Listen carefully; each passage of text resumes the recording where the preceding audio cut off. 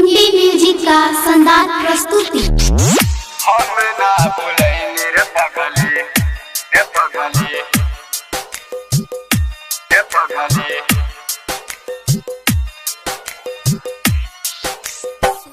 नवेली अकेला में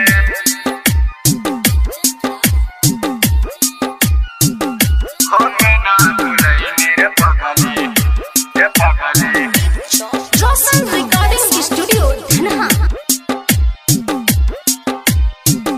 हम ना भूलेंगे रे पगली, नवेली अकेला में। हमरे के भुला गइले ते दुनिया के झमेला में। हमरे के भुला गइले ते दुनिया के झमेला में। हम ना भूलेंगे रे पगली, रोवेनी अकेला में। हम ना भूलेंगे रे पगली, रोवेनी अकेला में। तुरलू तू दिल हमारे मदनपुर के मेला में। तुरलू तू दिल हमारे मदनपुर के मेला में। हम ना भूलेंगे रे पगली, रोवेनी अकेला में। हम ना भूलेंगे रे पगली, रोवेनी presented by KMD Music। हम ना भूलेंगे रे पगली,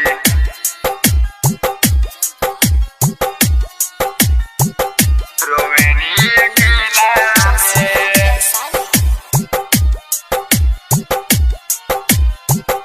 हम ना भूलेंगे रे पगली, रे पगली।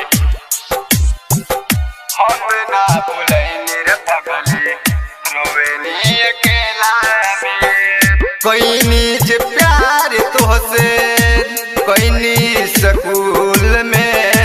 राह देखी तोहर बैठी के पुल पे। राह देखी तोहर बैठी के पुल पे। कोई नीच प्यार तोहसे कोई नी स्कूल में। राह देखी तोहर बैठी के पुल पे। खुशियाँ मनावत हो कबू पियावा के कोरा में। खुशियाँ मनावत हो कबू पियावा के कोरा में। हम ना भूलेंगे रे पगली, रोवेनी अकेला में। हम ना भूलेंगे रे पगली, रोवेनी अकेला में। हम ना भूलेंगे रे पगली, Presented by KMD Music। हम ना भूलेंगे रे पगली, रे पगली। हम ना भूलेंगे रे पगली, रोवेनी अकेला में। विनोद प्रेमी के गइलू तू भूल हो। जाता जना जाऊं कर बिग दिहा एगो फूल हो।